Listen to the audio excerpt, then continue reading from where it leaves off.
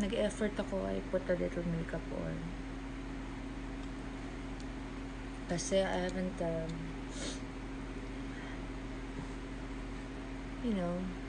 haven't really been okay. Alam nyo naman. Thank you for all the hearts. So much coming out on social media. I just thought, well, damned if you do, damned if you don't. So might as well.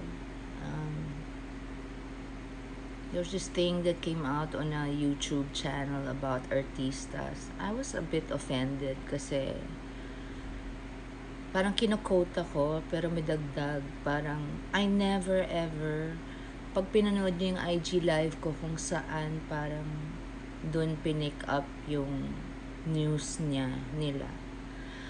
Yung IG live kong huli na nasa YouTube channel ko ngayon. Parang I was addressing Mr. Ben Tulfo directly, which I never did. Tapos humingi daw ako ng tulong kay Sir Rafi Tulfo. Kami ni Kuya Rafi, wala pang nangyayari na intriga o gulo. Nagme-messagean talaga kami kasi natutuwa ako dun sa show niya. Tsaka bilib ako sa kanya talaga. So, since they guested on my show noon, yung Tulfo Brothers, sila Sir Erwin, sila Kuya Mon, talagang tuwa ako sa kanila. Tapos nung nagkaroon ng show si Kuya Rafi, si Idol Rafi, message ko siya. Tapos lalo pag medyo ridiculous yung topic sa show niya, o pag natatawa siya, pati siya natatawa dun sa ibang mga nagre-reklamo, tsaka yung iba medyo talagang nagugulat ako sa pagka out of this world, at saka pag natatawa ako or nasa scandalize ako, tinitext ko, yung message ko siya, tapos sasagot siya, ganyan. So, of course, I never naman said anything dahil syempre kapatid niya si Sir Ben. And to tell you the truth, hindi naman, kumbaga, hindi ko inattack ever si Sir Ben Tulfo kasi hindi naman bastos yung pagkakasabi niya nung sinabi niya kay Frankie. Ang naging nakaka-offend ng konti lang siguro, lalo kay Frankie, was that it sounded patronizing. Parang minamaliit yung opinion niya. Kung tutuusin, hindi naman din mali si Sir Ben. Pero ang pinaglalaban nga ni Frankie is hindi dapat biniblame ang babae na nagagahasa o naaabuso dahil sa kasuotan. Pero lilinawin ko lang, dahil itong isa namang YouTuber na tuwang-tuwa siya, parang mission niya in life ay siraan ang kapwa-tao, lalong-lalo na si Kiko. Ngayon, pati ako na, tsaka si Frankie. Bae siya. At meron siyang isang headline na, hindi ko naman siya pinapanood, pero yung mga title ng niya, yung mga okay lang na shorts, ganyan-ganyan daw. Which we never said. Kasi you should know us by now, di ba? Sa PS I Love You nga, nakamaong ako. Nasa beach. We always remind our children to dress modestly. Now, when they're adults and they go to the beach, we don't expect them to wear turtlenecks and jeans. They know what they're doing. Hindi sila nagsusuot ng malalaswa. Maaaring sexy, pero hindi malaswa.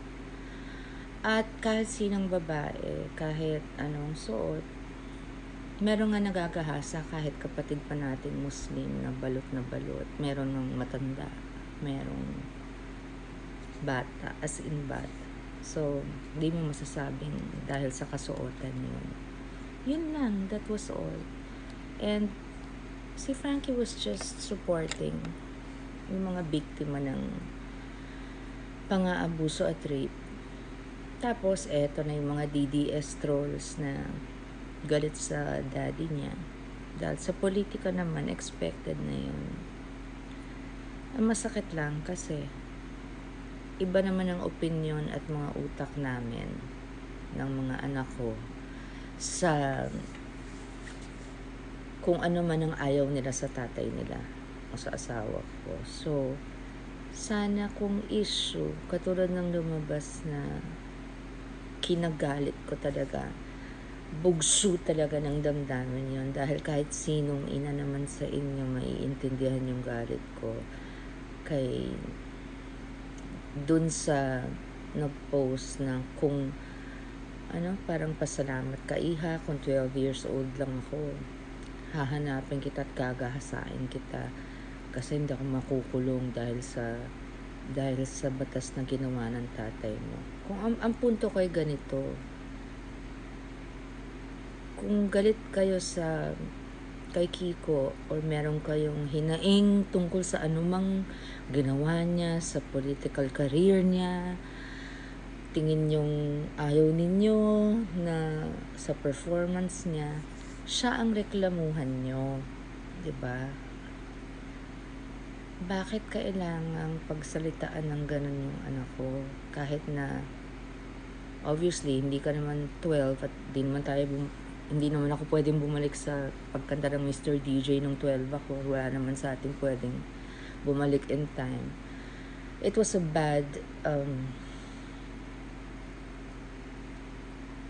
a sorry excuse to criticize my husband by using our daughter. No matter how you put it or what you say, how can you defend such a malicious and dirty statement? Wala namang ginagawa yung anak ko sa inyo. Wala namang ginagawang masama. Wala naman akong ginagawang masama. And may nagsasabi I'm parang wielding my power and my wealth and ganyan.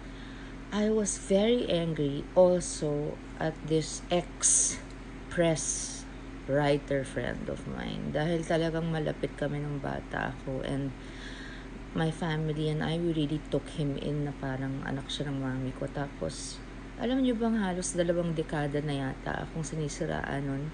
Hindi ko pinapatulan. Ngayon lang ako nagsalita. Doon ko sinabi talaga yung, kasi may nagsabi naman nakikita ko na lang yung mga title sa mga posts, mga yumabang ka yata Sharon, or lumabas yung kulay mo. 42 years na akong artista. Alam nyo naman sigurong hindi ako pinanganak na, alam nyo na yung storya ng buhay ko, diba? Hindi ako pinanganak na mahirap. Nagtrabaho naman ako para kumita. So, nakaipon ako, yumaman ako. Alam nyo namang lahat yun. Wala naman akong sinabing di nyo alam. Kaya lang, ngayon ko lang binanggit ng galit ako. At dun sa ex-friend ko na maninirang press person na sinabi kong, bilyonarya na ako ngayon. Di kung gusto ko, pinadala na lang kita ng pera kasi obviously yun ang hinihintay niya ever since, kasi yun ang nawala sa kanya. Marami kasi kung alam about him. Marami na siyang naloko, nakilala ko. So,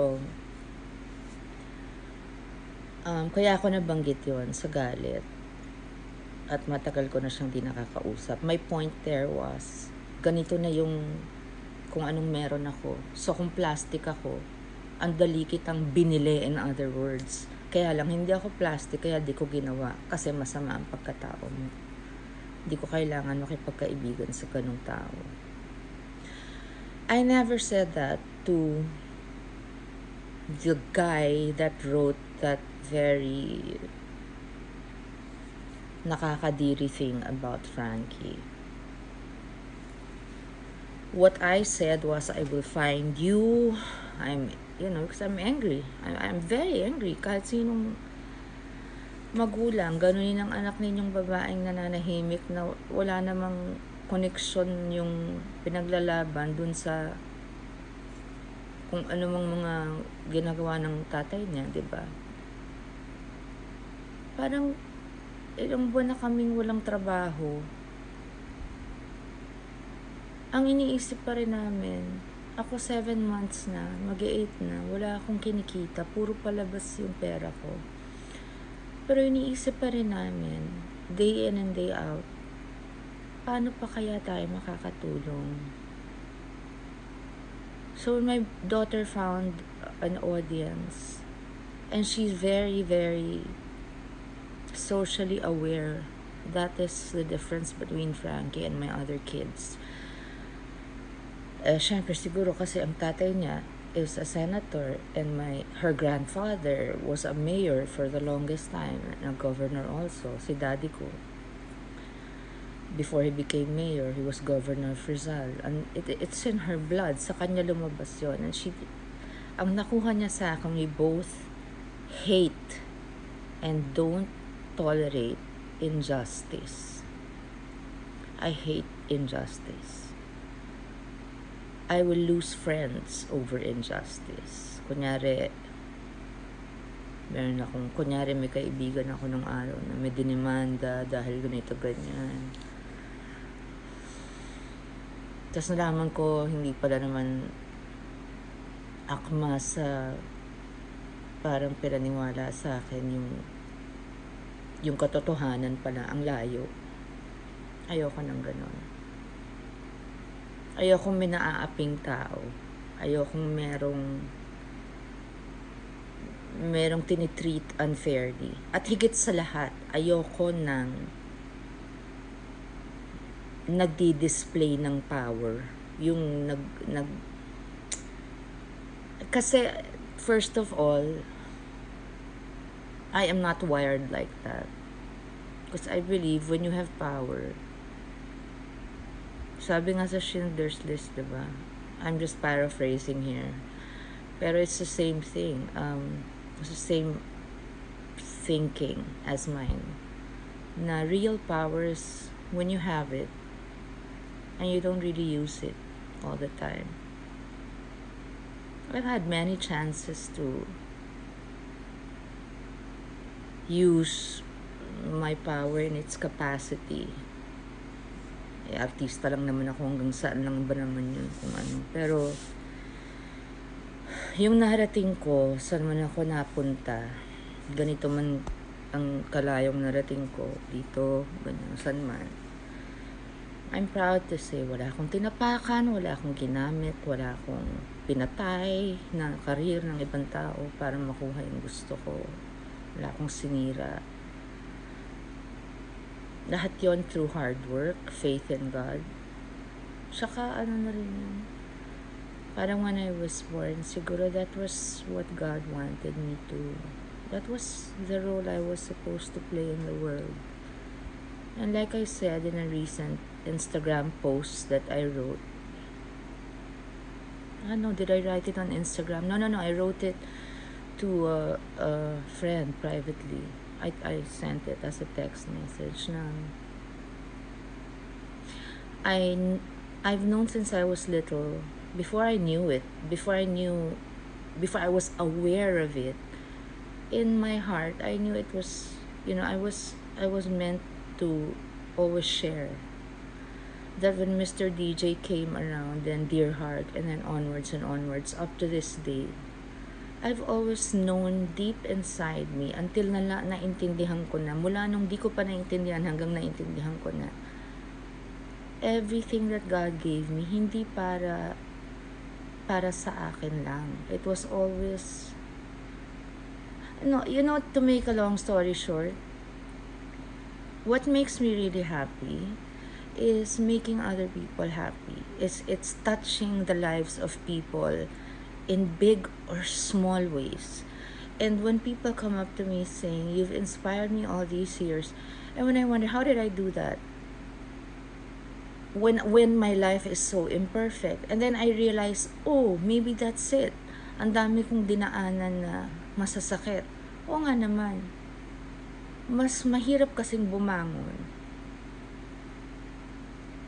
I was so young when I got married, I had a baby, then I lost my first marriage. Mas mahirap bumangon at tumayo at gumawa ng matinong buhay ng ganong kabata kesa sa inosente ka lang na prinsesang nakaupo at walang nangyayari sa'yo. So in that way, I think all these things that have happened in my life nakatala, is that how you nakasulat na parang in some way ako'y nasasaktan pero nakakatulong sa ibang tao para lumakas ang loob nila. Tama ba ako? Parang ganun. Kasi all my life my operative word yung parang motivation ko sa buhay at paglabas sa kung saan man, sa TV, sa pelikula. The way I've lived my life has always been to inspire people. Siya gusto ko nagpapasaya. At kadalasan, ayaw akong pinagsasabi. Sa totoo lang, yung 95% siguro.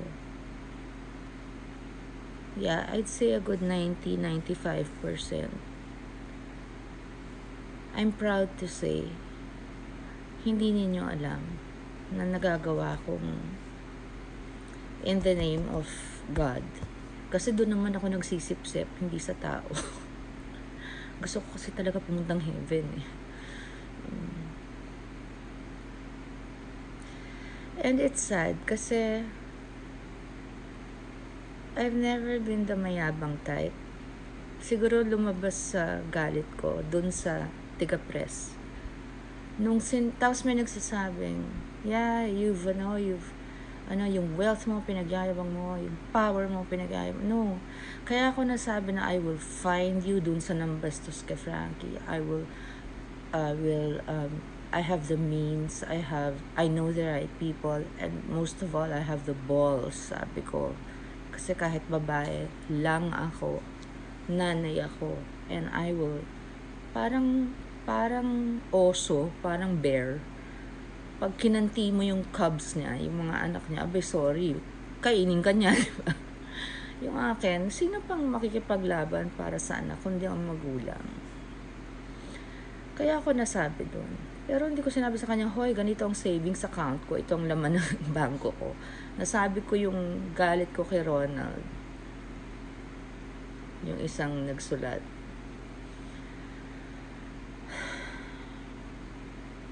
Bali-baliktad na eh. Kasi yan naman talaga yan ang mission in life ng mga trolls o mga naninira. Ipapagdikit-dikit na, ipapag-intertwine, ipapagsama-sama na lahat ng sinabi mo para mas exciting at mas masama, diba? All you have to do is watch my last post on YouTube, my last upload, which was my last IG live before this, to see what I exactly said. And that YouTube channel na babae yung voiceover na I forget the name, and why will I say the name, you know what I mean?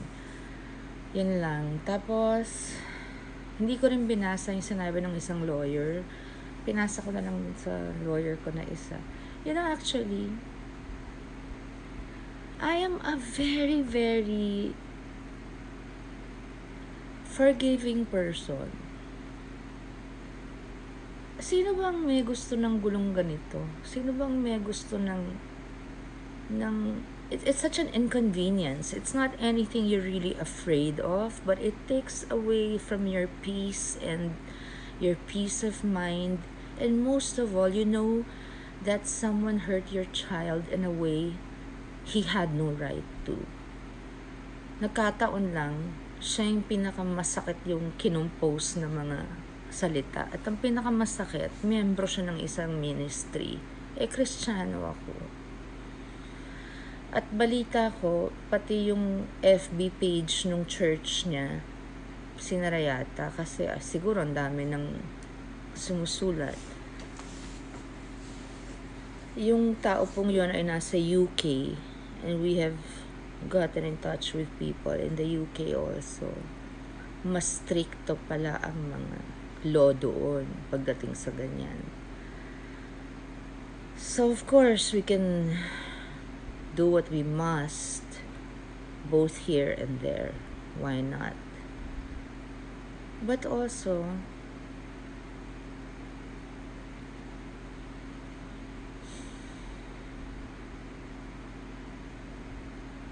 sana man lang, di ba, may sincere na apology. Kaya ako nakapagsalita na gano'n, I will find. Alam ko na magtatago. Alam ko na. Kasi lumabas na yung pangalan. Kasi kalalabas pa lang, sinaranan niya yung social media account niya. Kung sana, nagka-dialogue between both parties. Tapos na sana. Kung may sincere at heartfelt na apology, wala eh. Nagtago, nagganyan.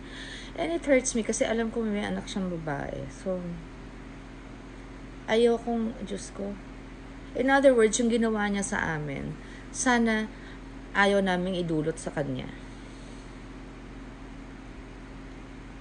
Yung ex-friend ko, alam ko naman ng talagang paano mag-isip yun. So, he doesn't bother me at all. Lahat ng ginawa niyang pambababoy sa amin, pati sa anak kong panganay, na hindi malunok. Actually, knowing him, he doesn't really bother me at all. Tanga na lang maniniwala sa kanya. Pero, imagine almost, siguro a good 15 years siguro to 20 years yung isiraan niya ako. Hindi ko siya pinapatulan kasi as far as I'm concerned, as far as I was concerned, and up to now, parang the people that matter to me, na nasa tamang pag-iisip, na hindi kayang dunukin yung ginagawa mo, kilala ako, at hindi ako ganyan. And I've been here 42 years. Alam na nang, wala na akong kailangan i-prove sa ugali at lahat. At ang hirap mag-plastic naman ng ugali ng 4 na dekada. Diyos ko. What you see is what you get. Pag galit ako, galit ako. Pag masaya ako, masaya ako. Kaya nga, hindi ko mapigil umiyak. Pag naiiyak ako, galit na galit ako sa sarili ko pag naiiyak ako sa TV. Because dati naluluha lang ako. Ngayon, now that I'm older, pag naiiyak ako, Diyos ko, talagang mabubuhos yung luha ko. Para naging mas sensitive ako. Because I have more kids and I'm older and parang I'm part of everyone's life na eh, na lumaki na ako sa mata ng lahat ng Pilipinong may TV.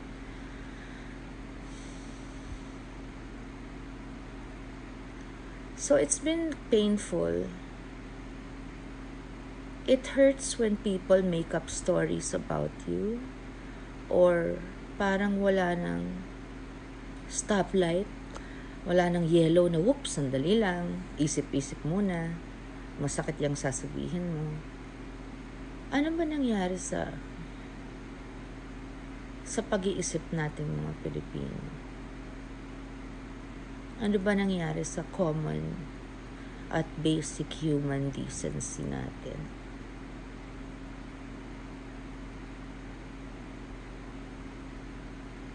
Ano ba nangyari sa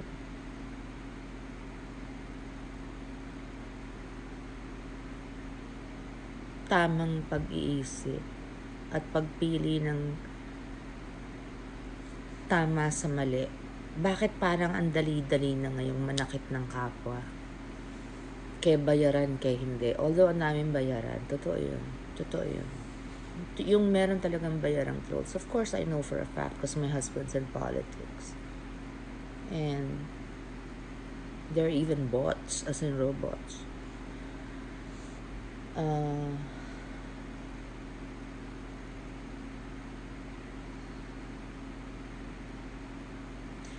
Tsaka linawan ko lang. I've always kasi been good at least I've tried separating politics from friendships and relationships. So yung asawa ko minsan masasakit na yung salita ng Pangulo against him. Pero hinahayaan ko lang kasi inisip ko, they're both politicians, and so those are their issues. Although, of course, it would hurt me. Pero since ang trato sa akin ng Pangulo, parang anak niya, tawag pa niya sa akin, the singer of my life, yung ganyan. Tas mahal ko si Inday Sara kasi maliit pa yan, Sharon niya na yan. At si Pangulo ang nag-convince sa kapatid kong si Chet na tumakbong mayor sa Pasay. Wala naman balak ang kapatid ko nun. Siya ang kumumbinsi kay Chet na tumakbo. So, kaya biglang ako yung after lahat ng pagtitiis ko na alam ko na sasaktan ng asawa ko, tapos nagbitaw si Pangulo naman ng salita, hindi ko lang talaga saan galing. Siguro, minsan mapagbiro siya or pag mainit ang ulo, siguro nakapagsasalita ng yung sinabi niyang pinapaalis ko na daw si Kiko, ganyan. Gulat na gulat talaga kami. Ang masakit sa akin noon, it was Frankie who was in New York na nag-a-adjust pa lang sa buhay niya noon na mag-isa. Tapos, makakarinig ng ganun. Iba talaga pag anak ang affected. So, ipit na ipit ako. I think for the peace of my family, total, tinitira rin naman ako ng mga supporters ni tatay kahit na kaibigan ko siya. At wala naman akong pakialam sa politika. So, nanihimik na lang ako. Didistansya na lang siguro ako. Mas mabuti pa. Wala naman ako talagang malapit na mga kaibigan sa liberal. Yung tinatawag ng marami na dilawan. Ayoko lang yung association sa pag sinabing dilawan, parang Aquino family agad, diba?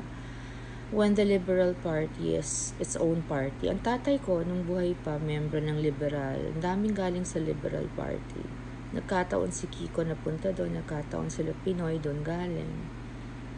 Nagkataon lang, pinagtagpo-tagpo sila. Pero nung nagkampanya si Kiko for re-election, ang kinampanya ko lang na kandidato was VP Lenny Robredo. Kasi from Sec Jessie Robredo, yung the late Sec Jessie. Alam ko na talaga yung mag-asawa yan. Sobrang tinotalongin yung buong Bicol, Diyos ko. Talagang sobrang walang corruption na sa record ni Sec Jessie na naging mayor. At si VP Lenny, hindi pa siya tumatakbo nung kilala ko na siya. Napaka-decente talaga. So sila lang talaga ni Kiko yung kinampanya ko. Alam din ni Pangulong Duterte na wala akong inendorsong presidentiable nung tumakbo sila. Biro nyo mahal na mahal ko si Senator Miriam. Idol ko yun Senator Miriam Santiago.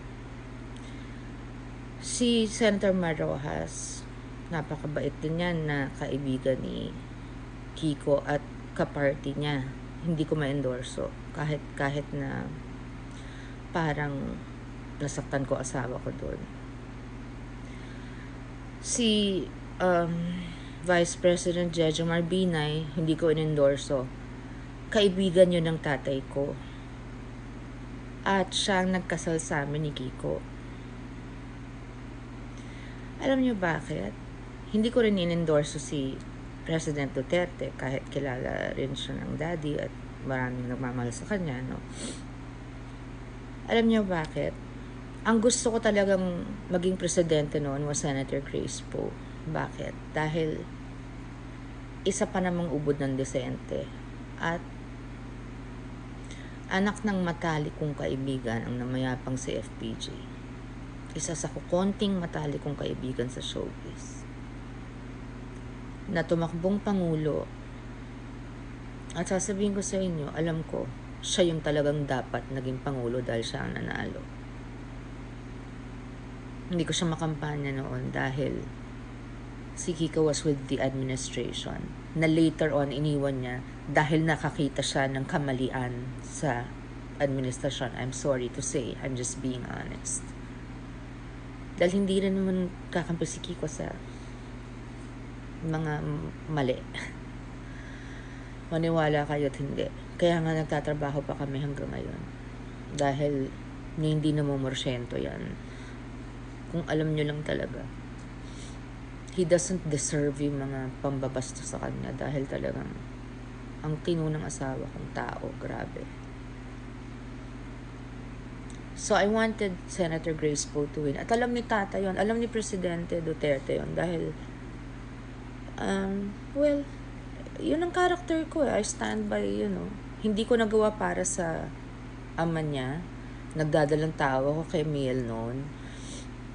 And, ayokong in public mabastos ang asawa ko dahil hindi ko masuportahan ng kandidato ng liberal who was then Mar Rojas. So, wala na lang.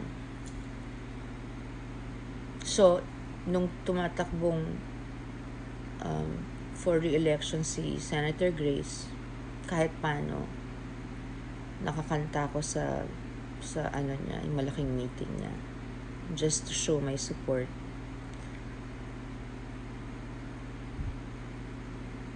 But I don't know what's happened to our country. I hope VP Lenny runs for president next time. Dahil di na makakatakbo na rin si tatay next time. One term lang, di ba? So,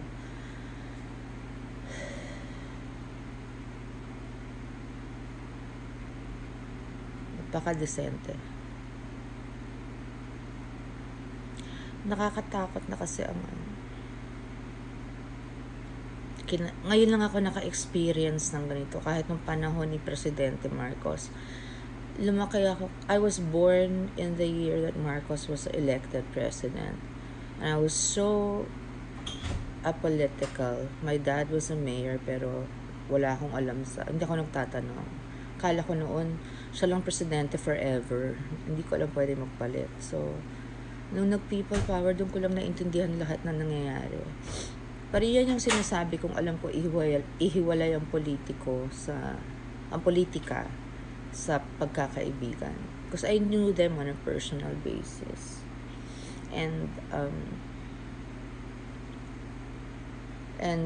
hindi ko alam yung mga, hanggang nanood ako ng Escapo, hindi ko pa alam yung storya ni Don Henny at ni Senator Serge Osmeña na matalik na kaibigan ni Kiko. Pero hindi nangangahulugan na nakalimutan ko na lahat ng pinagsamahan namin ng Pangulong Marcos at ni Mrs. Marcos dahil sa personal na basis ko sila kilala. Pero pagkatapos ng term ni Pangulong Duterte, sana manalo si VP Lenny kung tumakbo siya.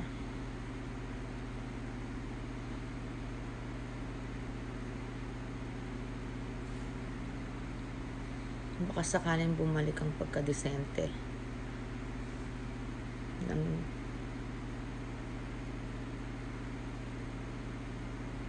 karamihan sa atin. Sorry, I'm just so upset.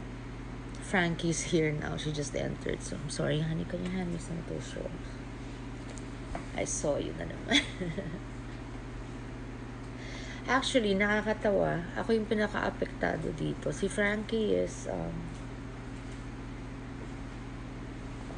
so much stronger than I am. She's just more opinionated. Yeah, tsaka sanay na siya kasi saan ka naman nakakita ang late ng anak ko? Kinukumpara kay Casey. Mas maganda si Casey. Obvious ba? Matinee idol ang tatay niya. Siyempre, kung dun babasik.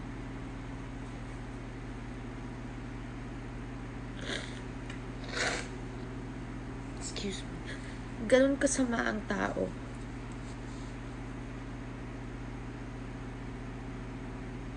I'm so sorry, hon. You don't deserve that. And in the end, that's not what matters, Physical beauty fades. She's really beautiful. But they shouldn't do that to sisters. They shouldn't do that. And they shouldn't do that to children. And they shouldn't do that especially to siblings. You shouldn't create You shouldn't do that to women. You shouldn't. You should. As a mother, I am your mother. I'm Casey's mom. I'm your mom. I'm Yeli's mom. How dare they?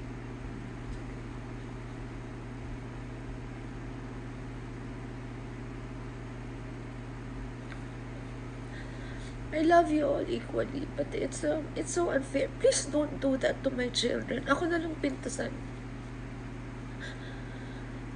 Natural, hindi naman gwapo si Kiko as gwapo as Gabi, but that's my, when I married Kiko, it didn't matter kasi lahat ng gwapong kinailaban ko, sinaktan lang ako. Hindi naman pangit yung asawa ko sa personal, hindi lang amati na yung idol yung itsura.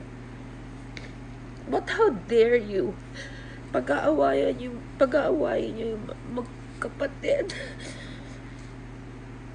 Ako po nagsilang sa mga yan. Hindi po ganun ang pagpapalaki ko sa mga anak ko.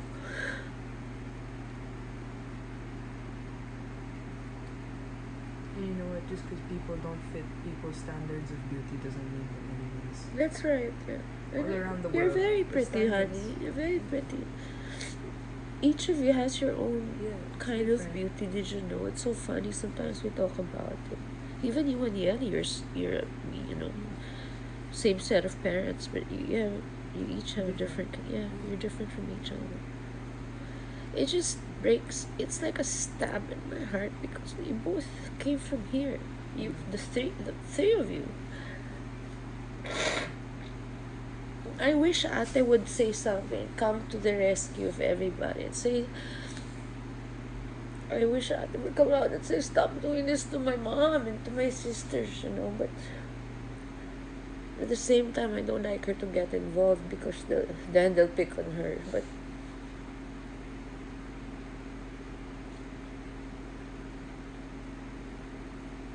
I'm sorry, guys.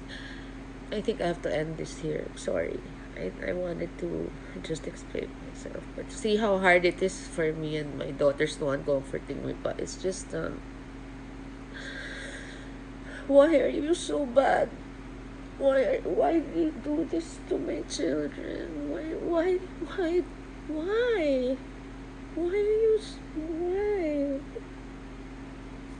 you like that? You know, may Diyos eh. You know the commandments. Thou shalt not lie. Thou shalt not kill. Part of that is not just killing someone physically. Part of that also means kill can mean siraan nyo ang pangalan at reputasyon ng isang tao. Parang siniraan nyo na rin yung buhay. That's killing. Remember this, thou shalt not bear false witness against thy neighbor. Gumagawa kayo ng storya, hindi nyo ako kilala. Ako pa, Diyos ko, mali. Maling-mali. Basta alam ng Diyos ang puso ko, yun naman ang importante, hindi kayo. Pagdarasal ko pa rin kayo kasi ang hirap ko man ilabang enemy ko, pagdarasal ko pa rin kayo nalutos niya. So anyway, I'm so sorry. I thought this was gonna end happy, but when I see Frankie's face, I just break down.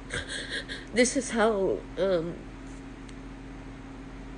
I didn't want to say this, but you know, it's affected us mentally, emotionally. I got sick. Kasi when it's emotional and mental, it will come out in the physical. I got sick.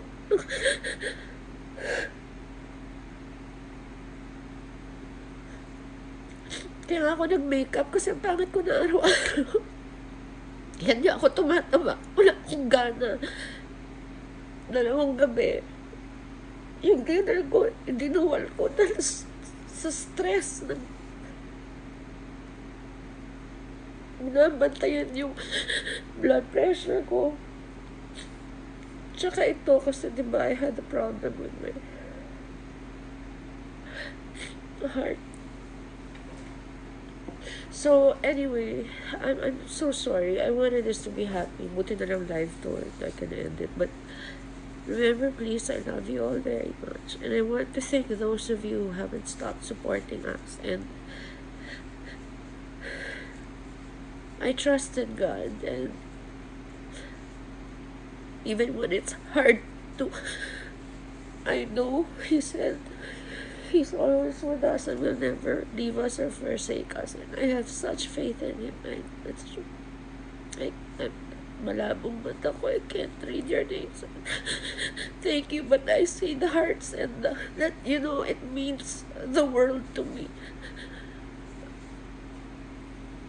Especially now. I love you all. Sorry na lang ako, i-judge na naman ako ng iba na nagdadrama ako. Hindi ko alam bakit niyo ako 54 na ako. Lahat ng dumadating sa akin, bonus na lang. Diyos ko, hindi ko na kailangan para nakakatawa. I'm not at the peak of my career anymore. I'm not nag-iilusyon. Anything that comes is because everything I do in my career is because I love it and I love my fans and I'm grateful, and as long as they want me around, I'll be around. But I'm not in that stage anymore na kailangan makipag-agawan ako or makipaghabulan para sa stardom. Graduate na po ako. May master's degree na ako sa stardom. I'm okay. So, hindi mo ako nagpapaawa. Ngayon, kaya ako pala nasabing binunari ako dyan kay writer dahil dun sa showbiz writer dahil nagpapaawa daw ako at nagpapapansin. Bakit ako nagpapapansin? Ang nakakatawa yung mga namimintas na nagpapapansin ka.